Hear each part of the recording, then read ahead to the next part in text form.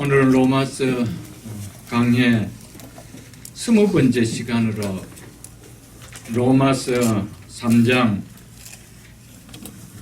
9절, 19절로 22절 말씀을 통해 율법은 하나님의 또 다른 은혜입니다 라는 제목으로 말씀을 전하며 오늘도 우리에게 주시는 은혜를 함께 받고자 합니다.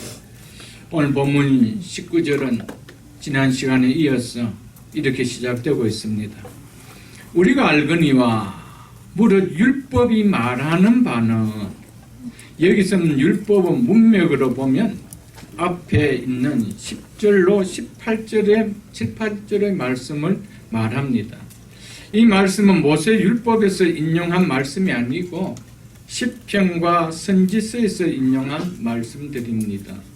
그러므로 여기서 율법은 2절에서 말하고 있는 하나님의 말씀, 즉 구약 성경 전체를 가리키는 것으로 신학자들은 보고 있습니다. 혹 신학자들 중에 모세 율법으로 보는 분들도 계십니다. 무엇으로 보든 사실상 본문을 통해 주는 메시지는 큰 문제는 있지 않습니다.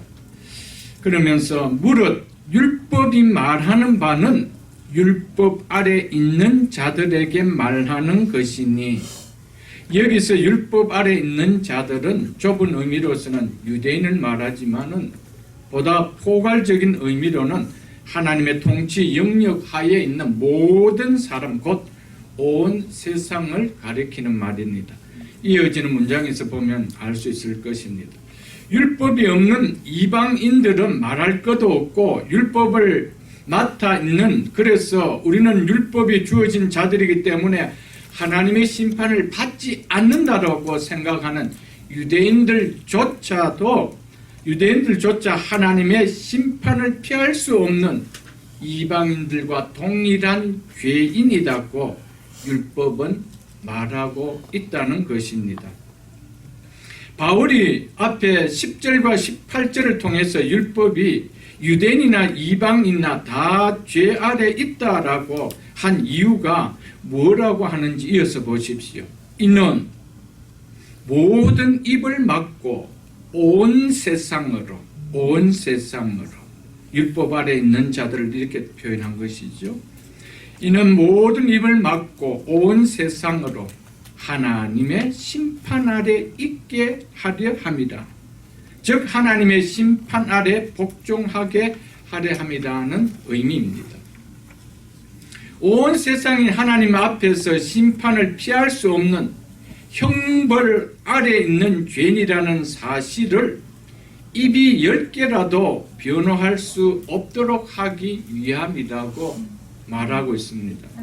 이방인이나 유대인이나 모두 율법에 의해서 죄인 된 것이 아니라 율법으로부터 나온 논증과 사실을 통하여 죄인이라는 사실이 증명되어졌다는 이 말입니다.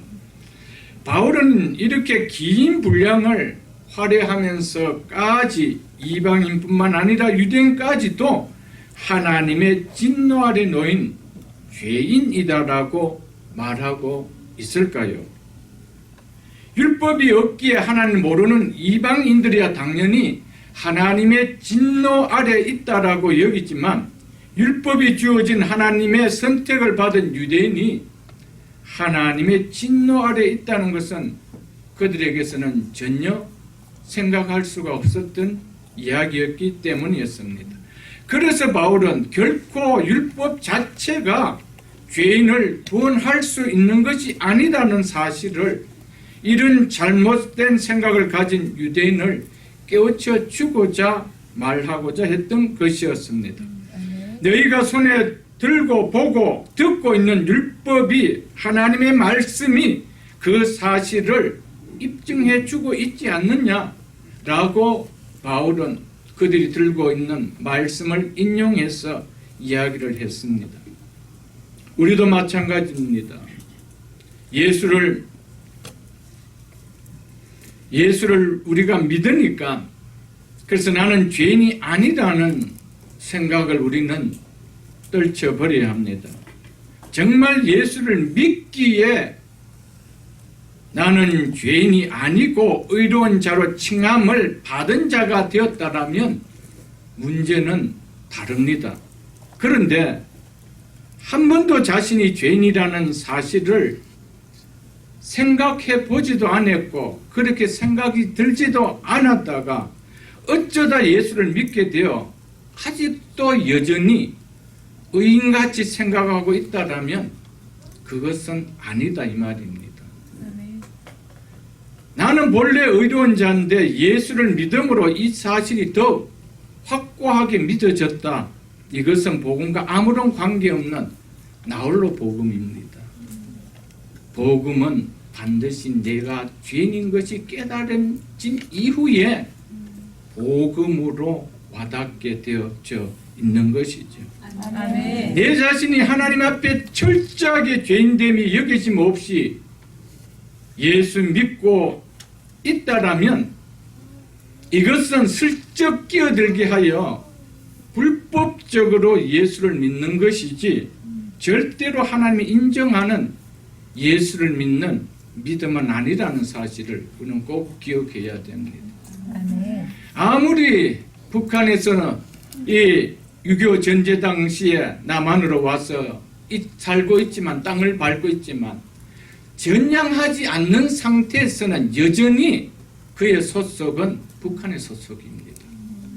그의 사고를 받고 있는 소속입니다. 전향을 해야 되는 것이죠. 슬쩍 여기에 넘어왔다라고 대한민국 사람이 되어지는 것이 아닙니다. 예수는 어쩌다가 내가 슬쩍 교회를 오게 돼서 예수를 믿게 되는 거 아니라는 사실입니다.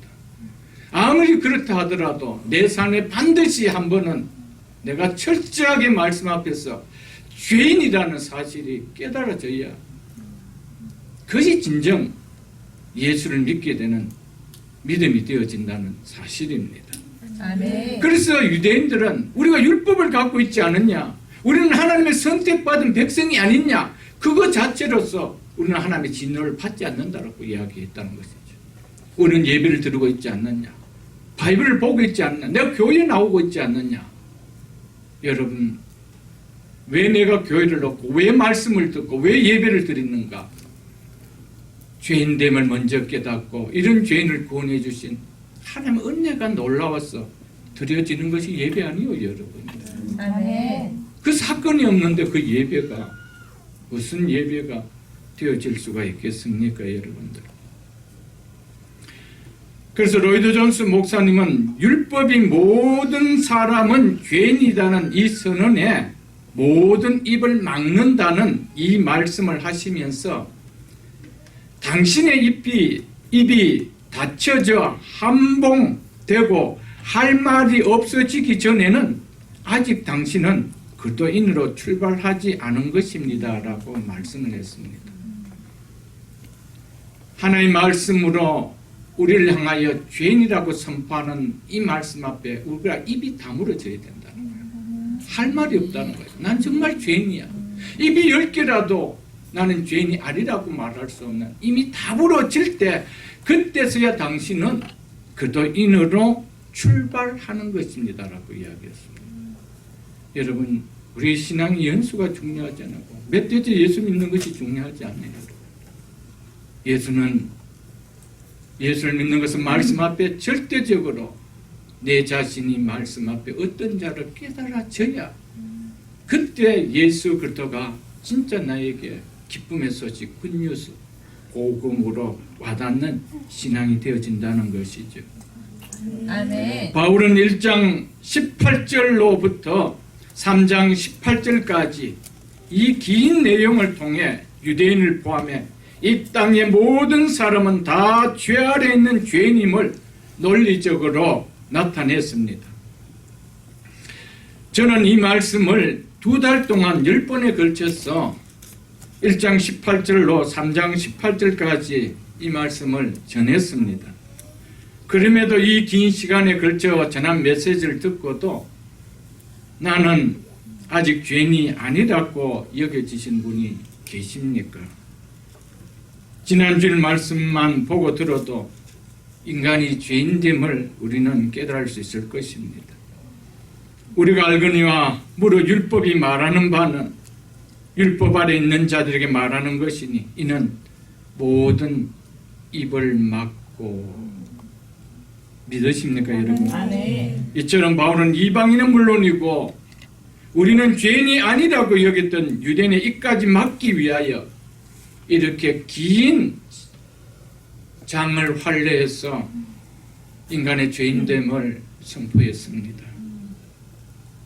왜 바울은 이처럼 모든 사람이 다 죄인인 사실을 이렇게 강조할까요?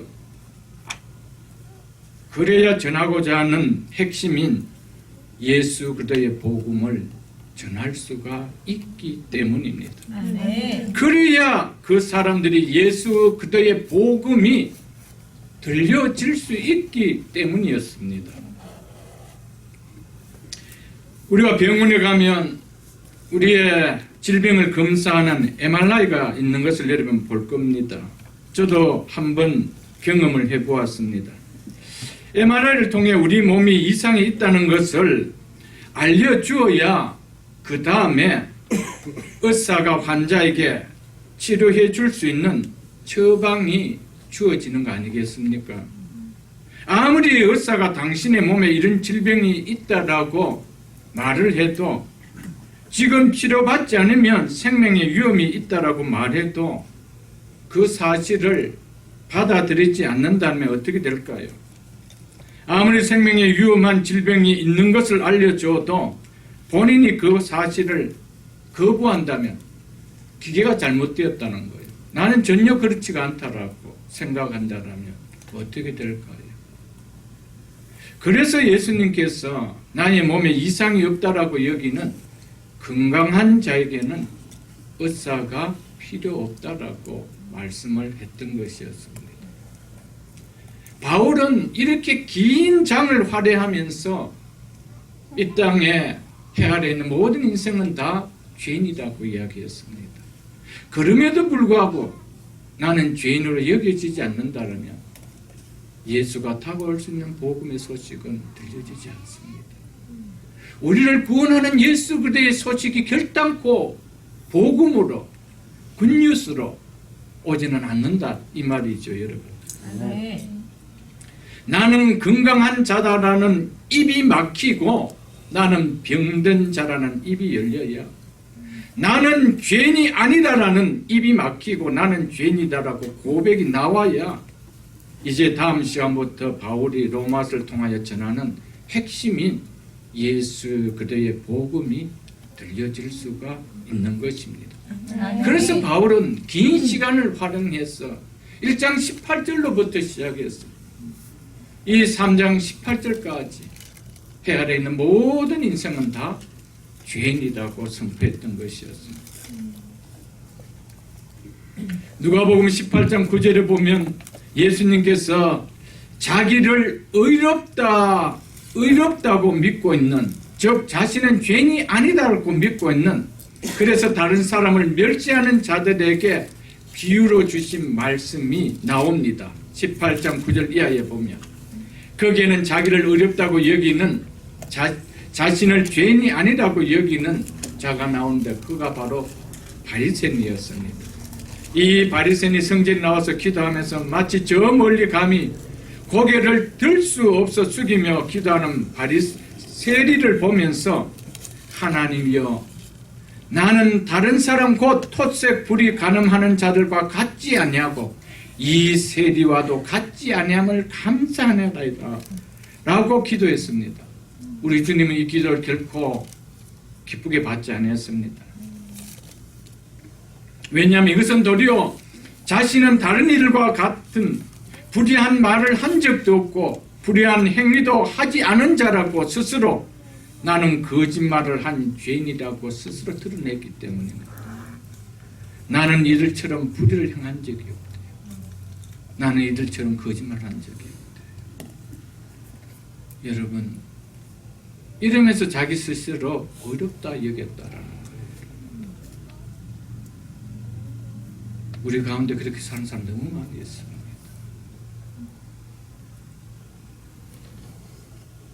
자기가 자신을 너무 잘 알 텐데도 그래도 죄인이라는 것이 자존심이 상해서 그 말을 못하는 거예요. 나는 건강하다 걷는 것을 내세우고 싶은 거예요. 몸이 아프면 치료를 받아야 되죠. 그런데 세리는, 함께 기도했던 세리는 멀리 서서 감히 눈을 들어 하늘을 쳐다보지 못하고 다만 가슴을 치며 이렇게 기도했습니다. 하나님이여, 불쌍히 여기소서. 나는 죄인이로소이다. 아멘. 믿으십니까? 아멘. 이 두 사람에 대하여 내린 예수님의 결론은 저 세리, 저 바리새인이 아니고 이 세리가 어렵다 하심을 받았느니라라고 말씀을 하셨습니다. 하나님, 누구든지 자신이 하나님 앞에 죄인임을 인정하지 않고 스스로 선하다고 여기며 자신의 선한 행위를 하나님 앞에 들고 나오는 자에게서는 하나님은 절대로 받지를 않습니다. 탕자처럼 아버지 앞에 나는 아버지라고 부를 수 없는 죄인이라고, 죄인의 한 사람으로, 종의 한 사람으로 받아달라고 그자로 벗은발로 쫓아가서 맞아주시는 분이 우리 하나님이십니다. 아멘. 믿으십니까, 여러분? 아멘. 이게 복음이에요, 여러분. 이어서 13절로 그 앞에 우리가 13절로 14절 지난 시간에 본 말씀 한번 보겠습니다.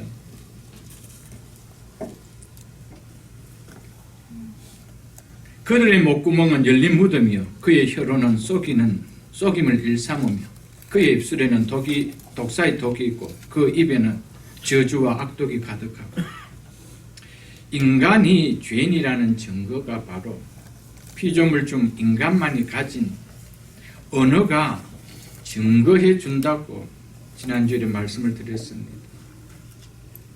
속이고 거짓말하고 불평하고 원망하고 남을 헐뜯고 음해하고 시기하고 입에 담기 거북스러운 거친 말을 하고 마음과 인격에 상처를 주는 입을 통해 나오는 타락한 인간의 언어가 바로 인간은 죄인이라는 것을 증거해 준다는 것이죠.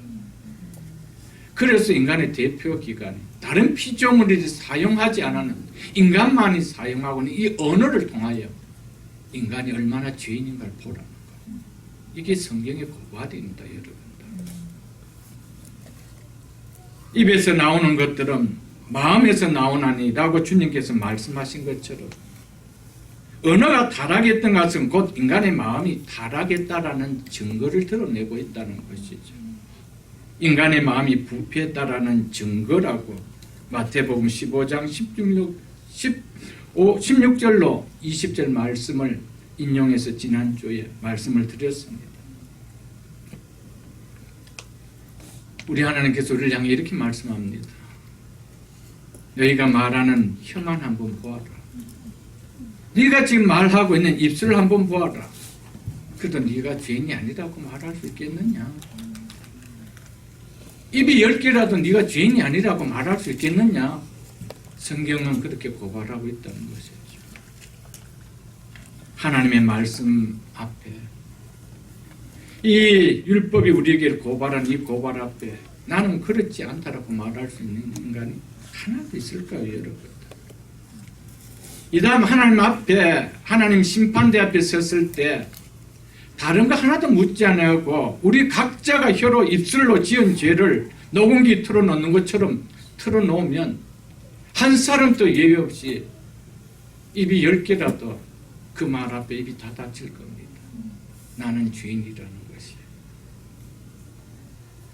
내가 좋아하는 사람과 말할 때 말고 내가 싫어하고 미워하는 사람과 말할 때 특히 감정이 치솟을 때 내 혀를 보면 내 입술을 보면 그렇게 말하고 내 자신을 보면 내가 정말 선한 사람 같이 보입니까?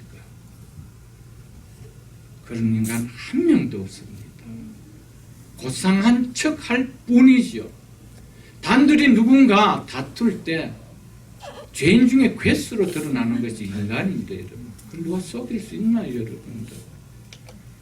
제가 이번에 미국 가면서 그 비행기 기내에서 한번 그 한국 영화를 제가 한 편을 보려고 틀어봤는데 다 못 봤습니다.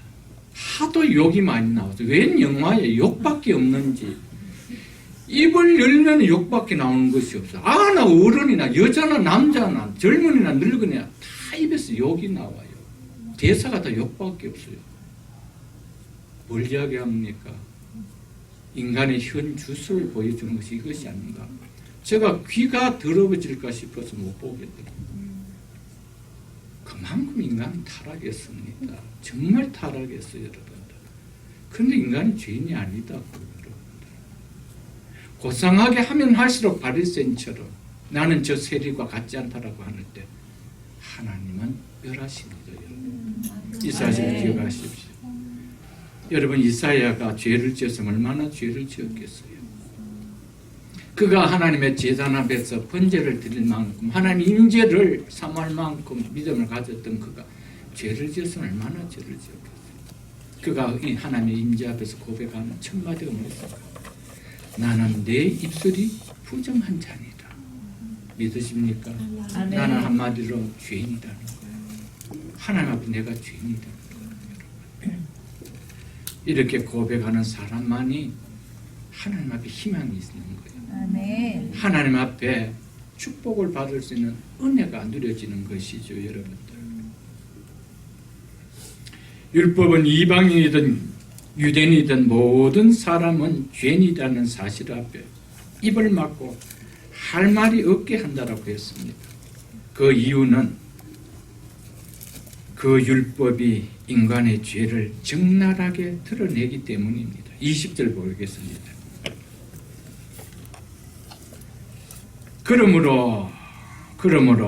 그러므로라는 이 헬라 단어 디오티라는 이 단어는 왜냐하면이라는 의미도 동일하게 가진 단어입니다.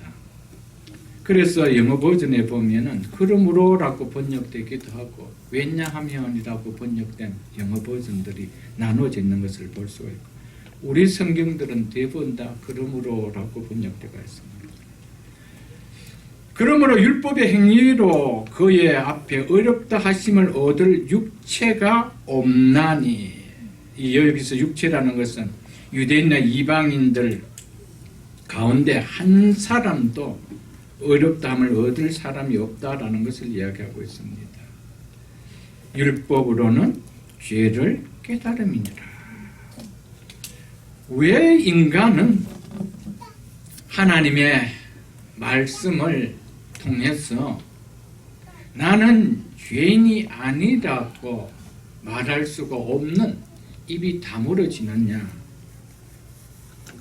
20절에 그러므로 이것을 왜냐하며 이 그러므로 하면 결과가 되고요. 왜냐하면은 앞에 것이 이유가 되어지는 것입니다. 그래서 왜냐하면 율법으로는 죄를 마하기 때문이라는 겁니까? 깨닫게 하기 때문이라는 거예요. 그 율법을 통하여 죄를 깨닫게 하는데 율법을 갖다 대도 나는 괜찮다라고 이야기합니다. 그런 사람을 가르쳐서 말리지 못하는 사람이라는 거예요. 방법이 없는 겁니다. 이방인에게 주어진 양심의 율법이나 유대인에게 하나님께서 주신 율법으로나 그 율법이 지향하는 것을 지켜서 하나님 앞에 어렵다 하심을 얻을 사람은 없다는 것입니다. 그래서 10절에 보면은 의인은 없나니 하나도 없다라고 바울은 하나님 율법의 말씀을 들어서 선포해 주고 있죠. 왜냐하면 인간의 본성적으로 죄에 오염되어 죄 아래 태어난 죄인이기 때문에 인간이 죄를 짓지 않고는 살 수가 없게 되어 있습니다. 죄를 지어서 죄인이 아닙니다.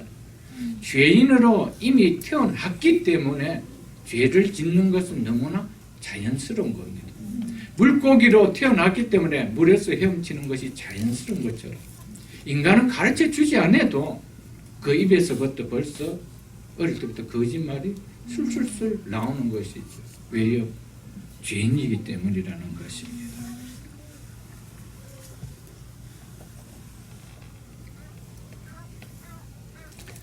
왜 율법의 행위는 하나님 앞에 어렵다 하심을 얻을 사람이 없다고 합니까?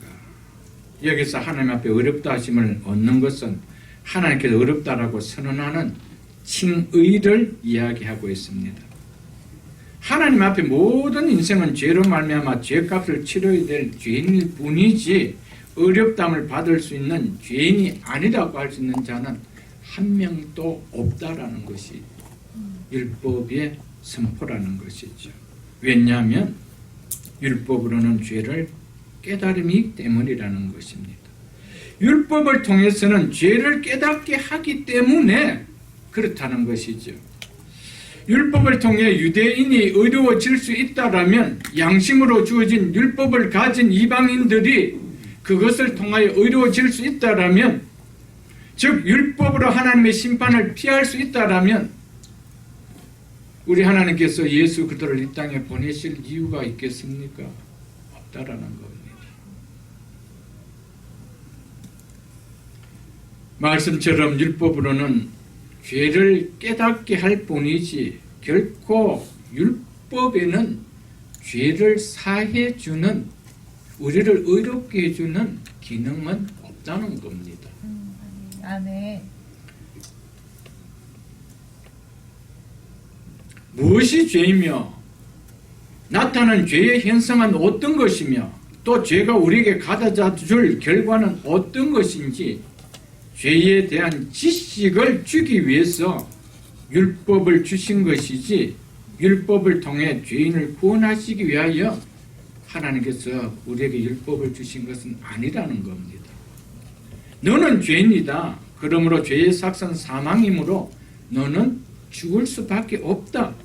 이것을 알려주는 기능을 하는 것이 율법의 1차적 목적이기 때문에 죄를 사해 줄 수 있는, 죄인을 어렵게 해줄 수 있는 기능은 율법 속에는 없다는 겁니다. 우리를 죄에서 구원해주는 구원의 기능이 율법에게 있느냐? 없다는 겁니다. 한마디로 율법을 주신 목적은 인간의 실체가 어떤지 보고 깨달으라고 주셨습니다.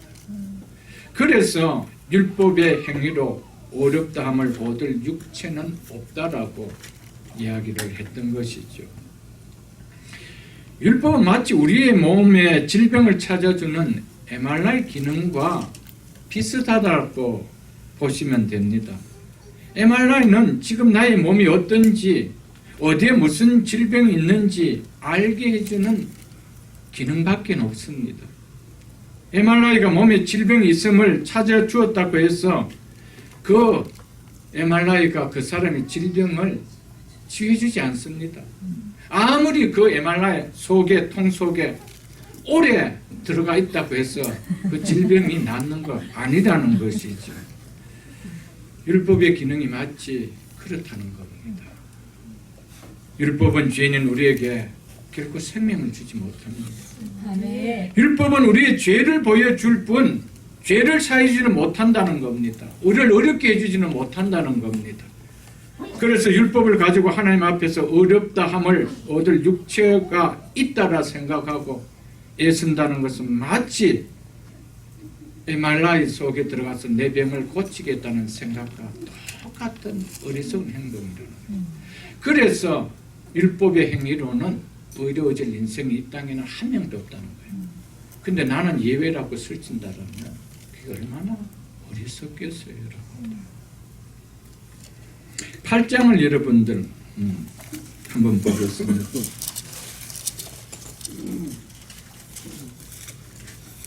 왜냐하면은 이 죄에 오염된 인간은 율법을 온전히 지킬 수 자체가 없기 때문이죠. 8장 3절을 보겠습니다. 그래서 보십시오. 율법이 육신으로 말미암아, 즉 죄의 본성 때문에, 이 말은 이런 의미입니다. 육신을 가진 이 죄의 본성 때문에 연약하여 할 수 없는 그것을, 즉 율법의 요구를 이야기합니다. 연약해서, 이 죄성 때문에 연약해서 인간은 그 육체를 가지고 율법의 요구를, 즉 우리를 어렵게 하는 그 일을 할 수 없다, 이렇게 이야기하고 있습니다. 그런데 누구는 하시나니? 하나님은 하시나니 곧 죄로 말미암아, 곧 죄로 말미암아, 곧 죄를 없애기 위해, 이 말이죠. 자기 아들을 죄 있는 육신의 모양으로, 즉 우리와 같은 사람으로 보내어 그 육신에 그 죄를 정하사 즉 죄의 선고를 내리셨습니다. 이런 의미입니다. 이처럼 하나님께서는 율법이 죄의 본성으로 인해 우리의 육신의 연약함 때문에 우리를 구원할 수 없다는 것을 하나님 아셨습니다. 그렇기 때문에 하나님께서는 결코 우리를 구원할 목적으로 율법을 주신 일은 없습니다. 물론 율법을 주신 목적은 우리를 구원하기 위함은 아니었지만 그럼에도 율법을 주신 궁극적인 목적은 우리를 구원하기 위함인 것은 우리는 또한 알아야 됩니다. 왜냐하면 율법이 없으면 구원이 필요하다는 자체를 깨달을 수가 없기 때문입니다. MRI가 없으면 우리가 어디에 질병이 있음을 발견해서 그것을 고칠 수 없는 것처럼 율법이 없으면 내 실체를 알 수가 없기 때문에 내가 구원받을 수 있는 길이 없다 이 말이지요.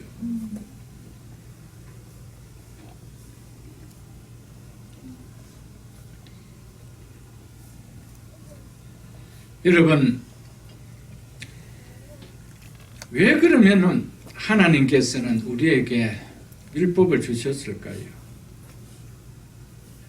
율법이 없으면 이 구원의 기준이 없어지기 때문입니다. 내가 죄인인지 의인인지 구분하는 기준이 없어지는데 어떻게 구원이 주어질 수가 있나요? 우리가 어떤 존재인지도 깨닫지 못하고 있는데 오늘 하나님 내가 너를 구원해 주겠다라면 그 말이 우리가 믿겨질 수가 있겠습니까, 여러분? 없는 것과 똑같습니다. 우리에게 죄가 무엇인지 하나님 법이 무엇인지 율법은 분명히 가르쳐 줍니다. 그래서 하나님께서 우리에게 율법을 주셨습니다. 하나님의 기준인 율법을 지키지 않고 누구도 어렵다 함을 받을 즉 구원을 받을 자는 없습니다. 그런데 율법은 하나님의 기준이기 때문에 율법을 지키지 않는 사람은 한 사람이라도 있다라면 구원해질 수가 없습니다. 우리는 죄인이기 때문에 율법을 지킬 수가 없습니다. 그래서 율법을 통하여 뭘 보게 합니까? 구원을 우리는 받아야 되는데 우리 스스로는 구원을 받을 수가 없다라는 것을 깨닫게 해주시기 위함이죠. 그러면은 우리 속에 있는 질병만 있다는 것을 찾아준다고 해서 명입니까? 그것을 처방해 줘야 되죠. 하나님의 율법을 통하여 너는 이런 존재라고 깨닫게 하고 그래서 너는 하나님의 심판 앞에 있을 수밖에 없는 존재라고 알려주면 끝입니까? 그분 하나님이 아니시죠. 알려주셨다라면 구원받을 수 있는 길도 알려주셔야 되죠. 그 역할을 하는 것이 바로 율법이 하는 역할이라는 겁니다. 동시에 깨닫게 해주고 동시에 나는 너가 어떤 존재인지만 알려줄 뿐이지 더 이상은 내가 할 수 없다. 내가 할 수 있는 것은 너의 질병을 치료해주는 의사에게로 내가 인도할 수 있는 것밖에 없다. 이걸 알려주는 것이죠. MRI 그런 거예요. MRI 우리 질병을 고쳐주는 거 아닙니다. 이제는 우리가 어떤 질병이 있다라는 것을 뭐합니까? 의사에게 건너주는 거예요. 그리고 그 의사가 치유해 주는 것이죠, 여러분들.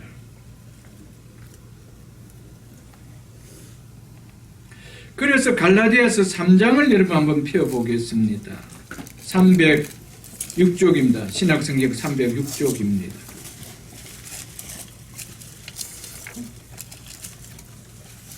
갈라디아서 3장 24절을 제가 읽어드리겠습니다. 신약성경 306쪽입니다. 이같이 율법이 우리를 그리스도께로 인도하는 초등교사가 되어 율법이 뭐한대요? 율법이 우리를 붙들고 있대요. 너는 죄니까 죽으라고 붙들고 있대요. 아니죠. 우리를 생명 대신 예수 그리스도께로 인도하는 초등교사가 어린아이가 뭐 압니까? 우리가 꼭 그렇다는 거예요. 우리를 안내해준다는 거지. 초등교사가 되어 우리로 하여금 믿음으로 말미암아 무엇을 얻게 하려 함이라? 어렵다함을 얻게 하려 함이라. 아멘. 율법은 내 스스로는 의롭게 해줄 수 없지만은 의롭게 해주시는 분에게로 내가 인도해 준다는 겁니다. 그러니까 율법은 궁극적으로 우리 죄를 깨닫게 해줄 뿐 아니라 궁극적으로 구원케 해주는 역할을 해줍니다. 왜? 인도하게 해주셔서 이것을 이야기해 주고 있습니다. 아멘. 그러므로 율법의 궁극적인 목표가 뭐겠습니까? 예수를 통한 구원이 인간에게 있다라는 것을 율법이 깨닫게 해주는 겁니다.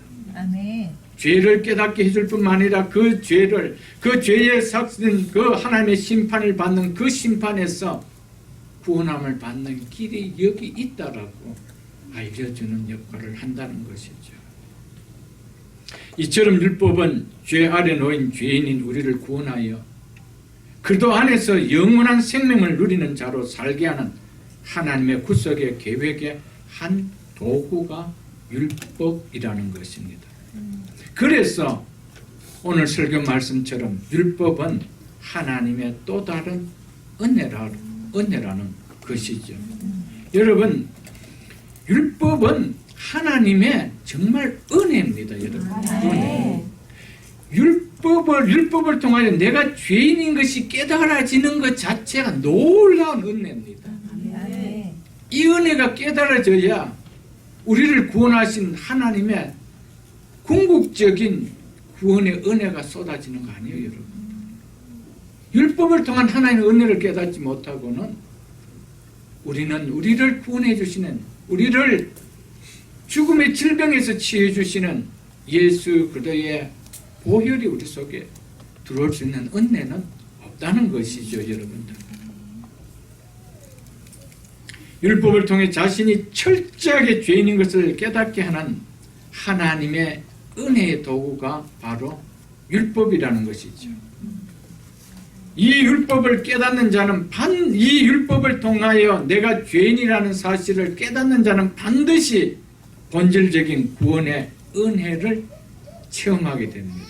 아멘. 그래서 제가 서두에도 또 여러 차례 제가 말씀을 드렸지만 예수를 믿으면서도 아직 내가 죄인 되니 한번 뼈저리게 각성되어지지 않았다라면, 이것이 말씀을 통하여 은혜로 와닿지 않았다라면 궁극적으로 주시는 우리를 구원해 준 하나님의 은혜, 이 예수 그리스도를 통한 복음의 그 은혜가 그렇게 복음으로 와닿지 않습니다. 그냥 교회 다니니까 믿죠.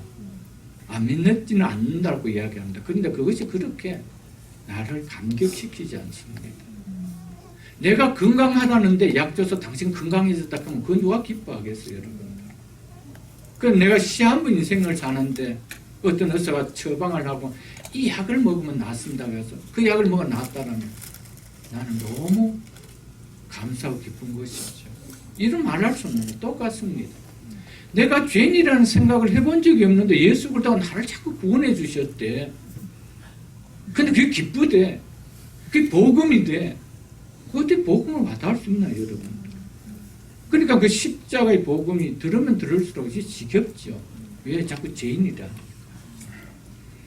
그런데 이 사실이 깨달아질 때는 이 복음은 이거보다 들은 말씀이 우리의 심금을 울리는 말씀이 없습니다, 여러분. 아멘. 저도 이 복음을 통하여 예수 죄인인 것을 깨닫고 이 예수 그리스도의 복음을 깨닫지 못했다라면 저 목사를 못했습니다, 여러분. 저 이런 메시지 못 전했습니다. 그냥 예수 믿고 복 받아야 되죠. 세상적으로 잘 돼야 되죠. 뭐 이런 이야기를 할 수 있을지는 모르겠지만 이런 복음을 어떻게 전할 수 있겠어요, 여러분? 동일합니다. 내가 이 율법을 통하여 하나님의 은혜를 깨닫고 죄인됨의 은혜를 깨달으면 그 다음엔 누구에게든지 예수 그리스도의 복음이 복음되게 전합니다. 그래서 예수 그리스도의 복음이 나에게 먼저 복음되기 위해서 내가 먼저 죄인인 것이 깨달아져요. 그래야 내가 이 복음이 나에게 복음으로 깨달아졌기 때문에 다른 사람에게도 복음으로 전할 수 있는 겁니다. 아멘. 내게 복음으로 오지 않는 이 복음을 어떻게 다른 사람에게 기쁨의 소식입니다라고 전할 수가 있나요? 나는 하나도 맛없는 음식을 이건 너무 맛있다라고 전한다는 건 속이고 거짓말하는 것이죠. 그와 같지 않겠어요, 여러분들? 그래서 로마서 5장 20절 좀 한번 펴보십시오. 로마서 5장 20절. 로마서 5장 20절 제가 읽어드리겠습니다. 율법이 들어온 것은 범죄를 더하게 하려 함이라. 그러나 죄가 더한 곳에 은혜가 더욱 넘치나니. 율법이 우리에게 우리 손에 온, 이 땅에 온 그 이유에 대해서 이렇게 성경은 이야기하고 있습니다. 율법이 들어온 것은 범죄를 더하게 하려 함이라. 그러나 죄가 더한 곳에 은혜가 더욱 넘치나니.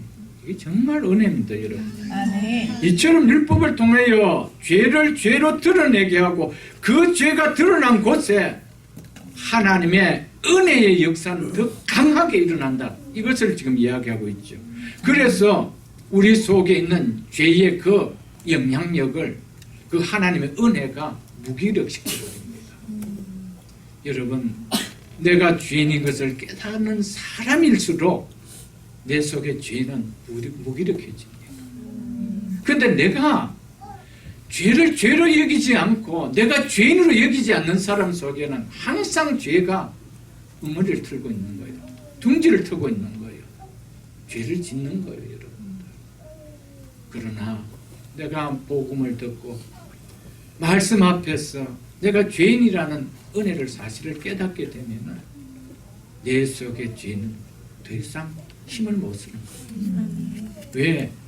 하나님의 은혜가 그것을 무기력하게 시키는 거예요. 그래서 죄가 더한 것에 뭐가 더한다고요? 은혜가 더하는 거예요. 아멘. 왜 여러분과 저의 삶 속에 하나님의 복음의 은혜가 더 강하게 역사하지 못합니까? 파워풀하게 역사하지 못합니까?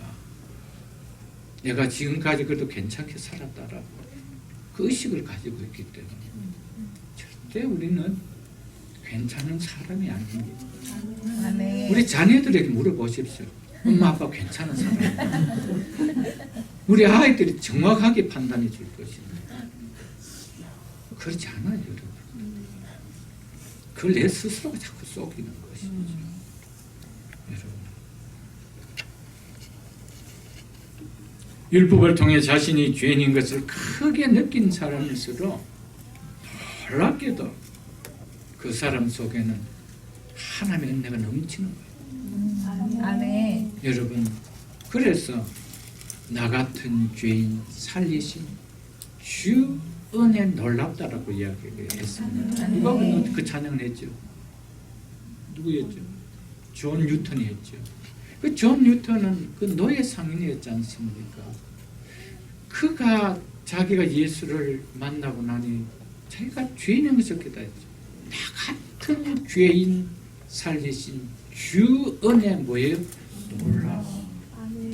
여러분, 이것이 그냥 가사가 아니고요, 찬양의 가사가 아니고 여러분의 신앙 고백이 됩니다. 여러분과 저의 신앙의 고백이 됩니다. 그러려면 내가 철저하게 하나님 앞에 죄인됨을 깨닫게 되어야 되죠, 여러분. 말씀을 통해 죄인인 것을 깨달음 없이는 하나님 부어주시는 은혜도 없고요. 그러면 하나님의 심판을 비켜갈 자도 없습니다.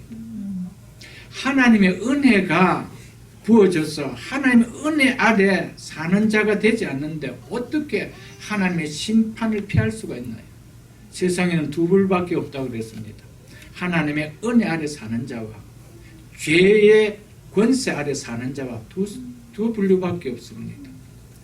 하나님의 은혜 아래 들어가지 않으면 하나님의 심판의 권세 아래, 죄의 권세 아래 놓을 수밖에 없습니다. 여러분, 하나님 은혜는 내가 죄인됨을 깨달을 때 누려주는 것이죠, 여러분. 죄인인 것이 크게 느껴질수록 은혜가 더 넘치는 이유가 뭔지 아십니까? 그에게는 회개가 있어서 그래요. 회개 때문에 하나님 은혜가 부어지는 거예요.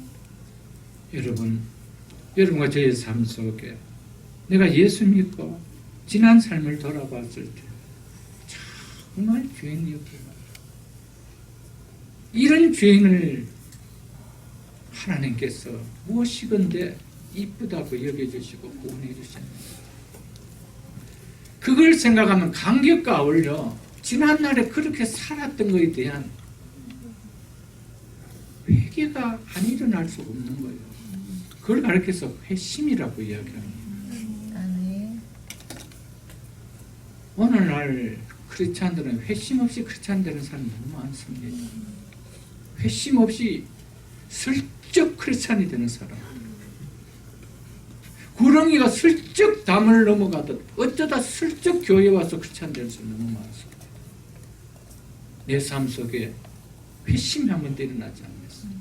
복음을 통하여 내가 사단의 권세에 있다가 하나님의 자녀로 되는 이 전향하는 이 사건이 내 속에 없는 거예요, 여러분.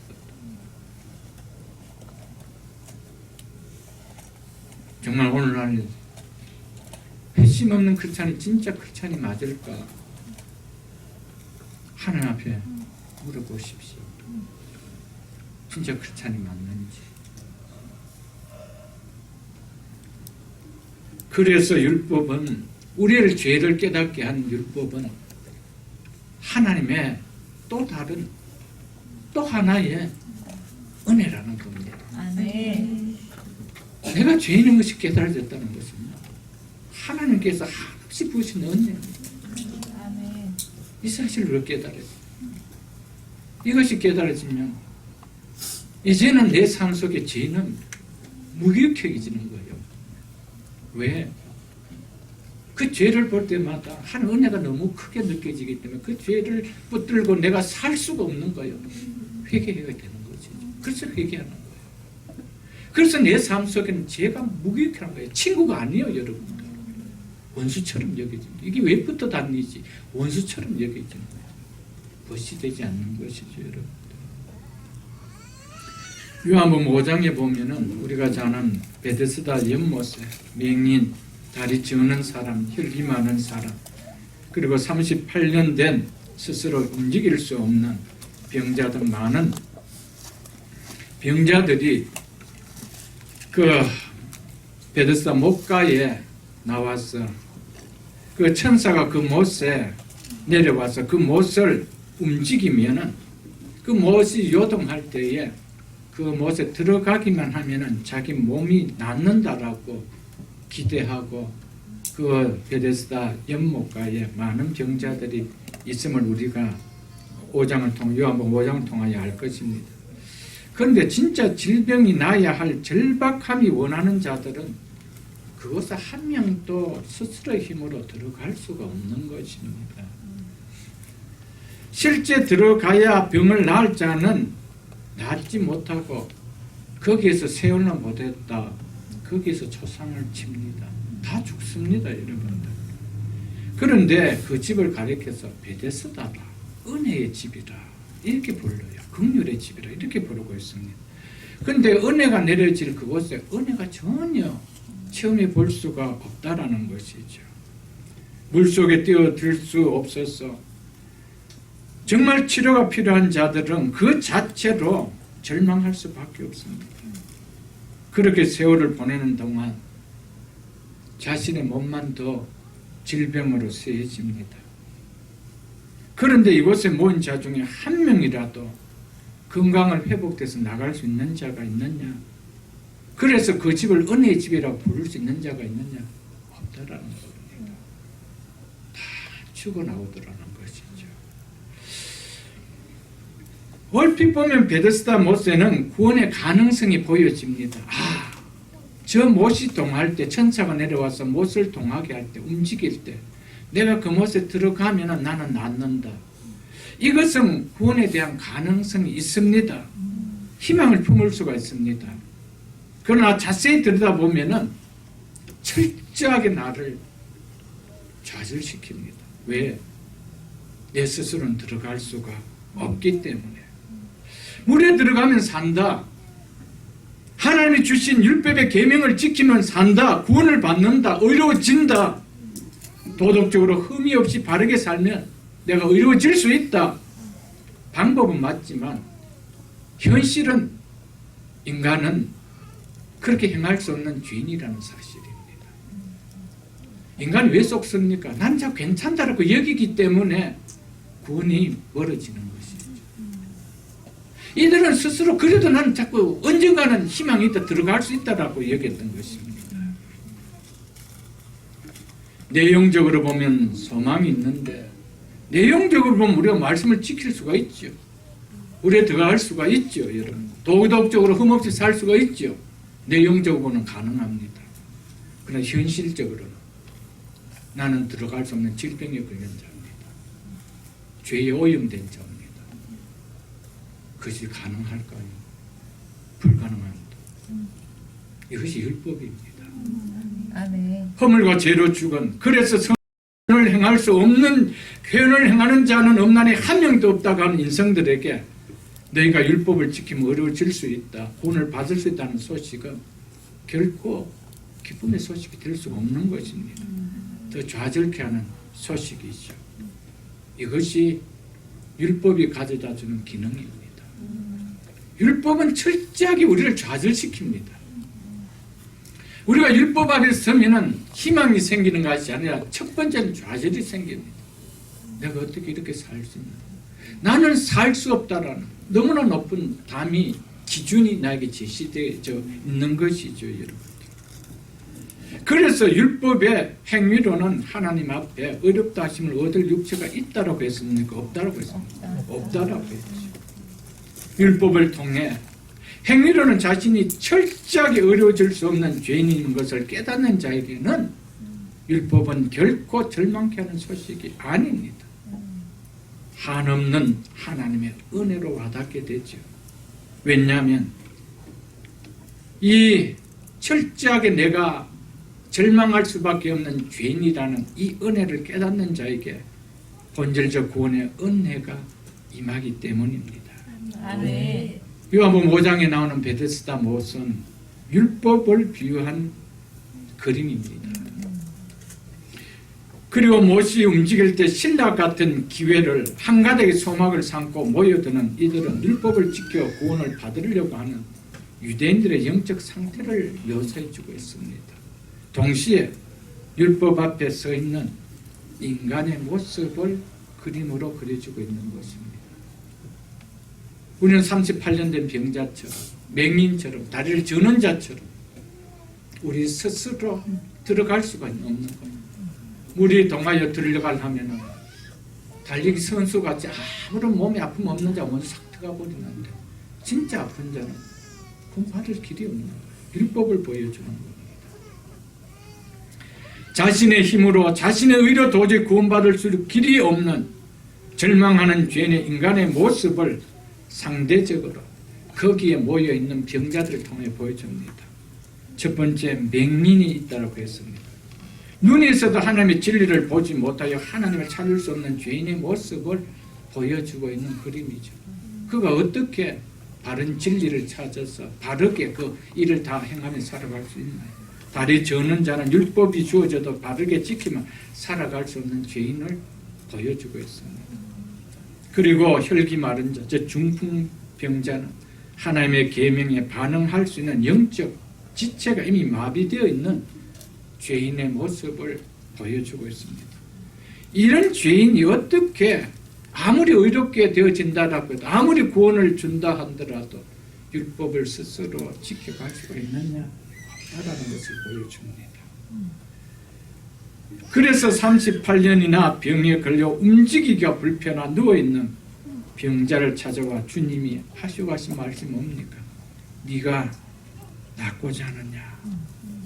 주님이 찾아와 주셨습니다. 이게 은혜입니다. 아멘. 믿으십니까? 아멘. 주님이 찾아와 주셨습니다. 이게 복음입니다. 네가 낫고자 하느냐? 일어나 네 자리를 들고 걸어가라. 그러니 그 사람이 곧 나아서 자리를 들고 걸어가니라. 아멘. 아멘. 여러분, 우리가 무서운 죽음의 질병에서 구원받는 길은 율법이 아니하고 예수 그리스도가 찾아와 주시는 복음이라는 것을 선포하는 것이 요한복음 5장의 내용입니다. 아멘. 여러분, 우리의 힘으로 율법을 지킬 수가 없어요. 철저하게 나는 내 힘으로 지킬 수 없는 죄인이구나. 의를 이룰 수 없는 죄인이구나. 이걸 철저하게 깨닫는 것이죠. 이게 하나님의 은혜죠. 아멘. 이것을 깨닫는 자가 누구를 바라보는 것이죠. 찾아오신 예수를 바라보는. 아멘. 이게 복음입니다, 여러분. 아멘. 그래서 율법은 또 다른 하나님의 은혜라고 했던 이유가 여기 있습니다. 그래서 요한복음 5장에 나오는 이 베데스다 이 이야기는요, 로마서 8장 3절의 말씀처럼 율법이 육신으로 말미암아 연약하여 할 수 없는 그것을 하나님은 하시나니라는 것이 무엇임을 보여주고 있는 그림입니다, 여러분. 아멘. 그래서 오늘 본문 21절을 보겠습니다. 21절을 보겠습니다. 우리 성경에는 접속사가 하나 빠져가 있습니다. 중요한 접속사가 있어야 됩니다. 그러나 이제는, 그래서 but now 이렇게 되어 있습니다. 그러나 이제는 율법 외에, 여기서 율법 외라는 것은 율법과 전혀 무관하게라는 의미가 아니고 율법을 통해, 즉 율법을 지켜서 얻는 의가 아닌 이런 의미입니다. 이렇게 얻는 의가 아닌 하나님의 한 의가 나타났으니 율법과 선지자들에게 증거를 받은 것이라. 아멘. 아멘. 여러분, 그래서 율법으로는 지켜서 의를 얻을 수 없는 상황인 이 좌절하고 있는 인생들에게, 그러나 이제 이 율법 외에 하나님의 한 의가 나타났다. 아멘. 이 하나님의 의를 바울은 전하고 싶었어. 지금까지 이렇게 긴 로마서 1장 18절로부터 3장 18절까지 이야기했던 것이었어. 이 하나님의 의가 뭐냐? 이제 24절 이하에서 설명하고 있는 내용이죠, 여러분들. 그 내용 이제 다음 시간에 우리가 자세하게 볼 것입니다. 하나님의 한 의가 나타났으니, 이 하나님의 의가 1장 17절에서 바울은 이제 1장 18절로 시작되어지는 인생은 죄인이라는 것을 이야기하기 전에 먼저 이야기했던 이야기입니다. 복음에는 하나님의 의가 나타났어. 아멘. 그러면서 이제 오늘 본문의 3장 21절에서 이제 또 그러나 이제는 율법에 하나님의 한 의가 나타났어. 이 하나님의 의가 나타나는 이 두 사이에 샌드위치처럼 들어있는 것이 내용이 뭡니까? 인생은 모두 다 죄 아래 있는 죄인이라는 것이죠. 아멘. 이 죄인만이 하나님의 의를 경험할 수 있다는 것. 내가 이 죄인이라는 사실을 받아들인 자에게만 이걸 이야기해 주고 있습니다. 이 1장 17절에는 복음에는 하나님의 의가 나타났어. 이렇게 이야기하고 있죠. 복음은 예수 그리스도께서 우리를 구원하시기 위하여 행하신 일을 가리키죠. 그래서 복음에는 하나님의 의가 나타났어. 믿음으로 믿음에 이르게 하나니 기록된 바 오직 의인은 믿음으로 말미암아 살리라 함과 같으니라. 의인이라는 말이 처음 등장합니다. 1장 17절에 의인이라는 말. 그런데 이 의인이라는 말이 무슨 말과 함께 등장하고 있다라고 바울은 이야기하고 있습니까? 복음에는 하나님의 의가 나타났어. 여러분들, 복음과 함께 의로운 자가 나타난다는 겁니다. 아멘. 복음 외에 우리에게 의롭게 해주신 하나님의 의가 나타날 수 있느냐? 없다라는 겁니다. 아멘. 그러므로 하나님의 의, 복음 없이 의롭게 되는 인생은 한 명도 없다라는 것이 성경이 이야기하는 진리입니다, 여러분. 아멘. 그래서 바울이 말하는 하나님의 의는 하나님의 성품에 속하는 의를 말하기보다 하나님께로부터 온 의, 하나님의 의에 마련된 의, 즉 하나님을 만족시키는 하나님이 받으실 만한 조건을 의미하는 말입니다. 즉 하나님의 요구에 부응하는 것, 그 뜻이 바로 하나님의 의라는 것이죠. 이것은 1장 17절 하나님의 의에 대해서 강의할 때 제가 이미 말씀을 드렸습니다. 하나님의 의는 바로 하나님께서 나타내신 당신을 만족시키는 하나님의 요구에 부응하는 의를 믿음으로 반응하는 자를 의롭다라고 선언하시는 하나님의 행동이기도 한 것입니다. 그러므로 하나님께서 우리를 어렵다 하시지 않으면 어느 누구도 하나님 앞에서 어렵다 할 인생이 있습니까? 그런데 율법으로는 하나님 앞에 어렵다 할 자가 아무도 없다는데 내 스스로 힘으로 어렵게 되어질 수 있다라고 요구한다면 그것은 다 가짜 의라는 것이죠. 의는 하나님 앞에서 하나님의 요구에 부합되는 그 요구에 부응되어지는 의라만이 되어진다는 것입니다.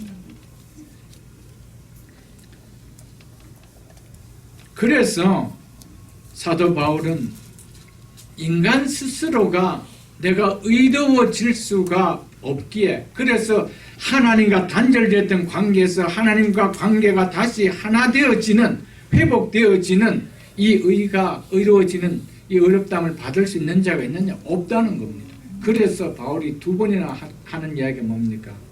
하나님의 의가 나타났으라고 이야기합니다. 수도의 형용어로 쓰고 있습니다. 나타내졌다는 겁니다. 누가 나타내 주셨다? 하나님 당신께서 내가 만족해 하는 그 조건의 길을 제시해 주었다. 이걸 지금 이야기해 주고 있는 것이죠, 여러분. 그렇기 때문에 하나님께서 죄인인 우리를 어렵게 해주시는 길을 나타내 주셨기 때문에 우리에게 구원이 일어날 수 있는 것이지, 그렇지 않다면 이 땅에 누가 구원받을 자가 있나요? 그런데 여러분, 우리가 믿어서 구원받았더라고요. 우리 속에 의가, 우리 속에 예수 그리스도를 믿는 믿음의 그 선한 모퉁이가, 그 조금 짜투리가 있어서 믿게 됐다고 이야기하는 교회들이 있습니다. 여러분, 없습니다. 하나님께서 의를 나타내 주시기 전까지는 우리는 희망이 없는 자예요. 부모가 죄로 죽었던 자지요, 여러분. 아멘. 죄로 말미암아 하나님과 영원히 단절되어 하나님의 진노를 피할 수 없는 죄인인 인간을 의롭다 하시고 하나님의 자녀가 되게 하여 영원히 하나님 앞에 살 수 있게 하는 것이 로마서를 통하여 바울이 선포하는 하나님의 의의 개념입니다. 한마디로 하나님과 단절된 인생이 하나님과 바른 관계로 회복되는 길이 로마서를 통해 바울이 전하는 하나님의 의다라고 제가 여러 차례 말씀을 드렸습니다. 그래서 로이드 존스 목사님은 그리스도인이 되는 것은 하나님과 나의 관계에 변화가 일어나는 것이라고 말씀했습니다. 그리스도인이 된다라는 것은 하나님께서 제시해 주신 그 하나님의 의 때문에 하나님과 나와의 관계에 변화가 일어나는 거예요. 전에는 어떤 관계였습니까? 단절됐던 관계였었어요. 하나님과 떠나져 있었던, 원수되었던 관계였습니다. 그런 관계가 하나님과 하나 되어지는, 하나님과 함께 할 수 있는 자녀가 되는 관계, 이것이 그리스도인이다. 아멘. 이야기했습니다. 여러분, 그리스도인이 되는 것은 내가 죄인인 것이 깨달아지지 않거든 우리 스스로는 그리스도인이다 자칭 말할 수 있을지는 모르겠지만 하나님은 그렇게 이야기해 주실 수 없습니다. 그리스도인은 예수 그리스도의 생명 안에 들어간 자를 그리스도인이라고 합니다. 아멘. 근데 내가 죄인이 아닌데 어떻게, 건강한 자에게는 의원이 쓸 데가 없는데 내가 어떻게 그분의 의원 속에 들어갈 수가 있나요? 없다는 것이죠, 여러분들. 그래서 하나님의 의는 인간을 의롭게 하시는 하나님의 계획, 하나님의 방법과 동일한 말입니다. 죄인을 구원하시는 하나님의 계획과 방법은 하나님의 의를 믿음을 통하여 어렵다함을 받게 하려는 것입니다. 이 하나님의 의의 계시에 대한 내용이 이제 24절로부터 8장까지 이어집니다. 이게 복음의 이야기죠. 이게 바울이 전하고자 하는, 로마서를 통하여 전하고자 하는 핵심 내용이 되어집니다. 그래서 먼저 우리가 죄를 깨닫게 하는 율법이 은혜로 와닿지 않으면 하나님의 의 또한 결코 내 속에 은혜로 누려질 수 없다라는 것이 바울이 로마서를 통해 전하고자 하는 핵심입니다. 그래서 하나님의 의가 나타났다라고 이야기하기 전에 그 1장 18절로 이야기해서 3장 20절까지 긴 인간이 어떤 상태인가를 정확하게 하나님의 이 성령의 이 진단기를 떼서 우리에게 진단해 준 것이죠, 여러분. 아멘.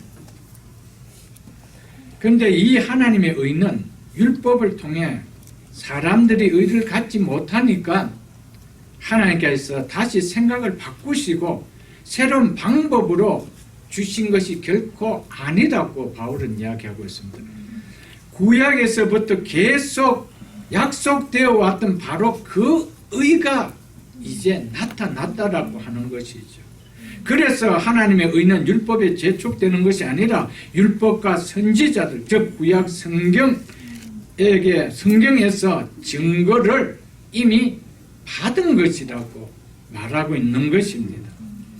그래서 우리가 1장을 다시 한번 펴보십시오. 1장을 보면 1장 17절에 복음에는 하나님의 의가 나타났어라고 하면서 복음에는 하나님의 의가 나타났다라고 하는데, 그러면서 1장 2절에 이렇게 이야기하고 있습니다. 하나님의 의가 나타났다는 이 복음이 뭐라고 이야기하고 있는지, 이 복음은 하나님이 선지자들을 통하여 그의 아들에 관하여 성경에 미리 약속하신 것이라. 아멘. 아멘. 어느 날 갑자기 생각이 바뀌어서 복음을 주신 것이 아니고 하나님의 또 다른 의를 우리에게 주신 것이 아니고 이것은 이미 선지자를 통하여 성경에 미리, 구약 성경에 미리 약속해 놓은 것이라고 말하고 있다는 것이죠.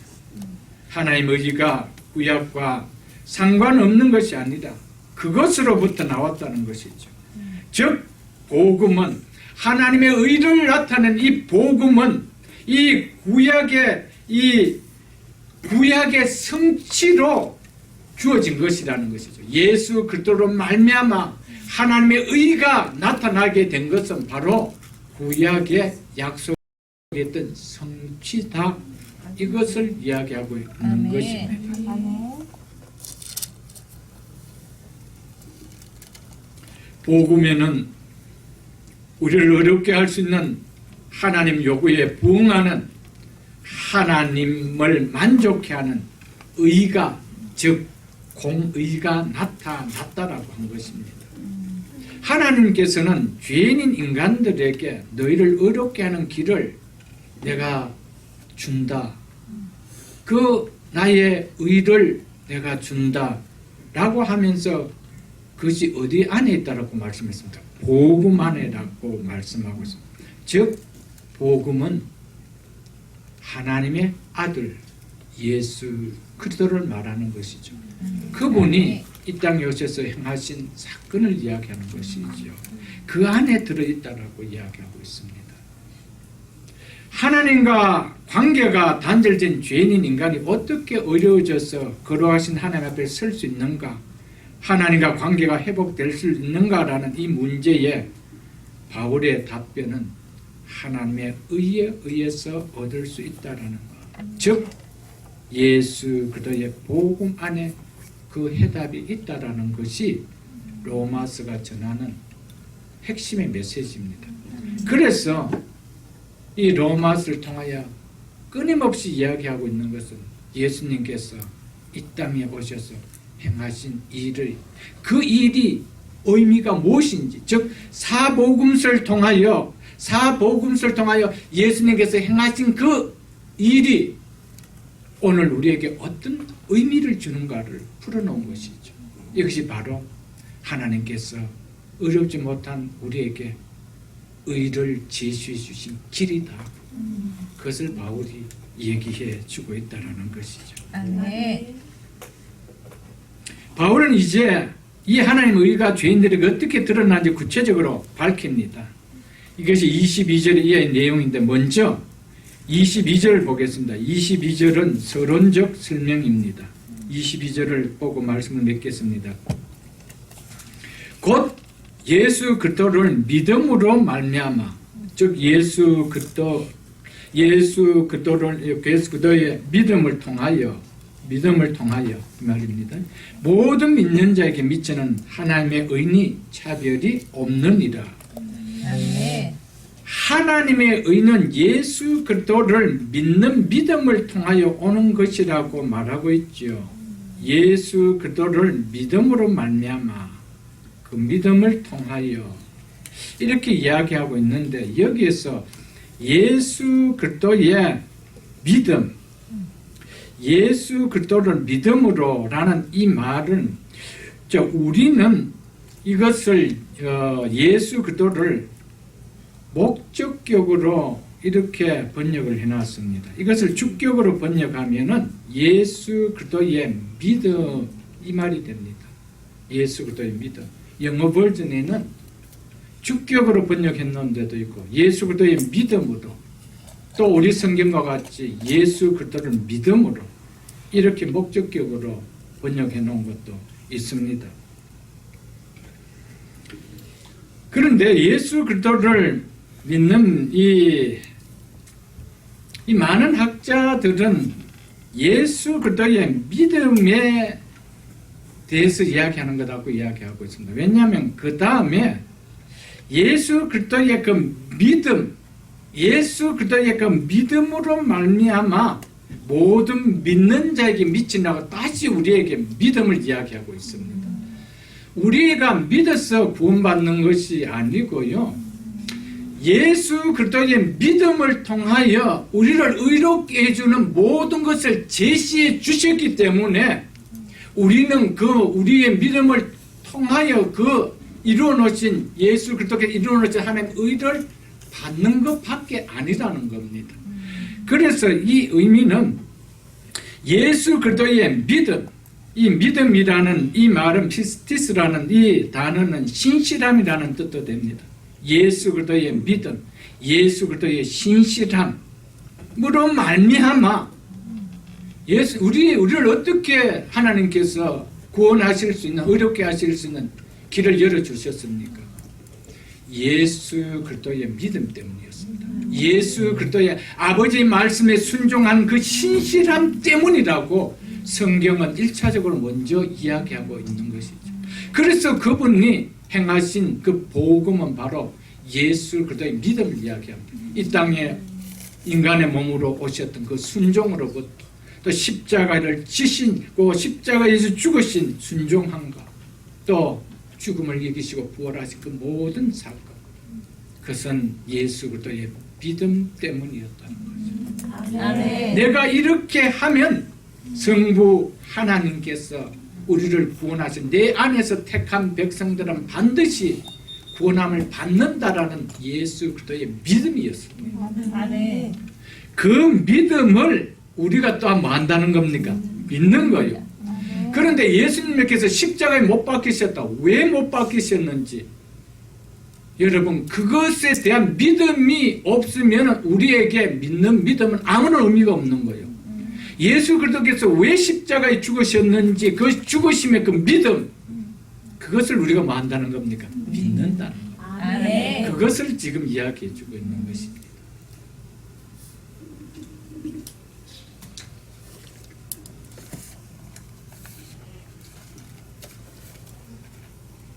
예수의 믿음, 예수님의 하나님 앞에서 신실하게 말씀을 순종하신 그 믿음의 사건이, 이것은 결국 이스라엘 아브라함을 통하여 주신 하나님께서 아브라함과 약속했던 그 약속이 신실하게 예수 그리스도의 믿음을 통하여 이제 성취되었음을 또한 이야기하고 있는 것이죠.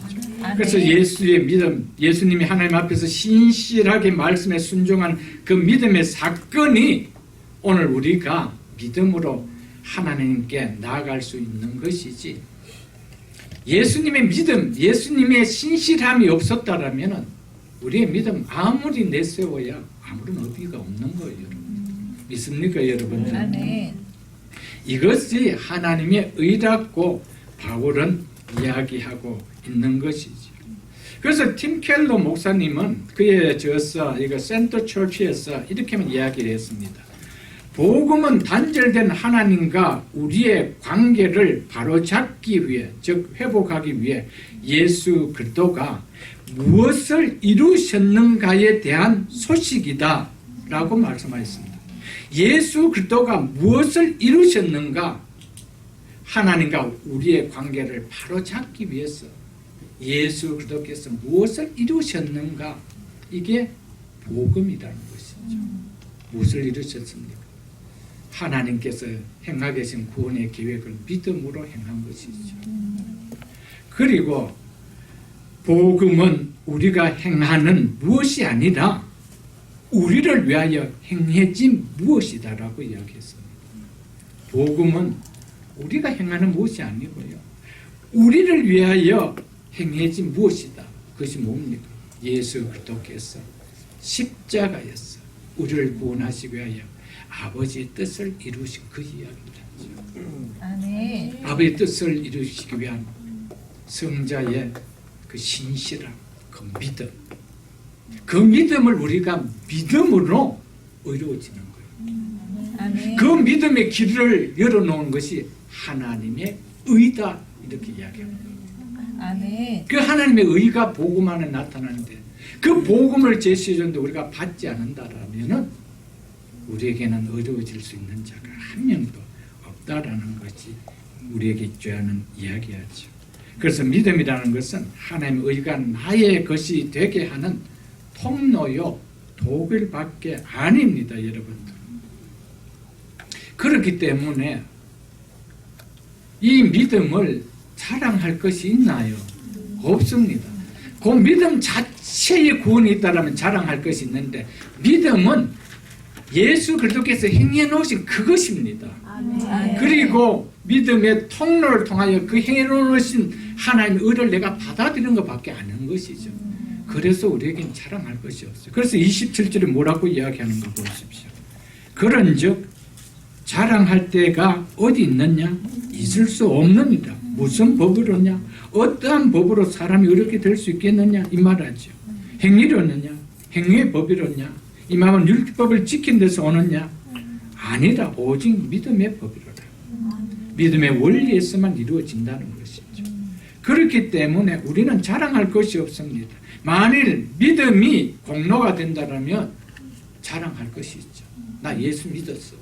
자랑할 것이 있죠. 아닙니다. 믿음은 통로입니다. 하나님께서 다 이루어진 것을 믿음의 통로로 받게 하는 것이죠. 이것 자체도 우리가 내세울 수 있다면 구원은 또한 내 쪽에 있는 거죠. 내가 그거 깨달았어. 이렇게 되어질 수가 있기 때문입니다. 그러면서 이렇게 이야기하고 있습니다. 마지막으로 모든 믿는 자에게 미치는 하나님의 의니 차별이 없느니라 라고 이야기하고 있습니다. 유대인이나 이방인이나 아무런 차이가 없이 똑같이 믿음을 통하여 의롭게 여김을 받는다라고 이야기합니다. 하나님께서 독생자 예수 그를 통하여 우리를 의롭게 하신 하나님의 의는 이방인이라고 유대인이라고 차별이 없다라는 거예요. 모든 자에게 동일하게 베푸시는 구원이라고 이야기하고 있다는 것이죠. 유대인이나 이방인이나 자유자나 종이나 부한자나 가난한 자나 백인이나 흑인이나 남자나 여자나 배운 자나 배우지 못한 자나 기생도 사기꾼도 살인자도 예수 그리스도께서 이루어 놓으신 그 하나님의 의를 믿기만 하면 죄인인 우리를 어렵다 해주신 이 일에 하나님은 차별을 두시지 않는다는 거예요. 그래서 이것이 굿뉴스인 거예요. 아멘. 나는 이 많은 죄를 지었는데 내가 어떻게 예수 믿는다고 이 구원은 어렵게 되어지는가? 여러분, 복음을 몰라서 그런 거고요. 하나님이 어떤 분인지 몰라서 그런 거예요. 죄가 닿은 곳에 은혜가 닿을 뿐입니다. 아멘. 믿으십니까, 여러분? 아멘. 하나님께서는 독생자 예수 그리스도를 통하여 죄인의 모든 죄에 대해서 하나님께서 선고하는 율법의 모든 형벌을 십자가에서 다 받도록 처리해 버렸습니다. 우리의 죄값을 누가 다 짊어지고 가셨습니까? 우리가 받아야 할 하나님의 진노, 하나님의 심판 누가 다 받으셨습니까? 예수 그리스도께서 십자가에서 다 받으셨어요. 이것이 하나님께서 만족시키는, 당신의 공의를 만족시킬 수 있는 조건, 하나님의 의라는 것이죠. 우리 인간이 그 의를 하나님을 만족시킬 수 있는 의가 하나도 없다는 것입니다. 그래서 예수님께서 인간이 이룰 수 없는 율법을 그분이 다 이루셨습니다. 그래서 테텔라스타에 내가 다 이루었다라고 선포하신 거기 때문에 인간은 우리를 의롭게 하는데 무엇 하나 애도할 수 있는 것 하나도 없다는 것이죠. 하나님의 공의를 예수 그리스도께서 십자가의 죽으심으로 만족시켰기 때문에 십자가에서 하나님의 완전한 의를 이루신 후에 예수 그리스도의 의를 우리에게 부어주셔서, 믿는 자에게 그것을 부어주셔서 우리를 의롭다 해주시는 것이죠. 우리에게 의로운 행위가 있어서가 아니고 의로운 행위를 다 하신 분은 누구십니까? 예수 그리스도, 독생자 예수 그리스도밖에 없었습니다. 아멘.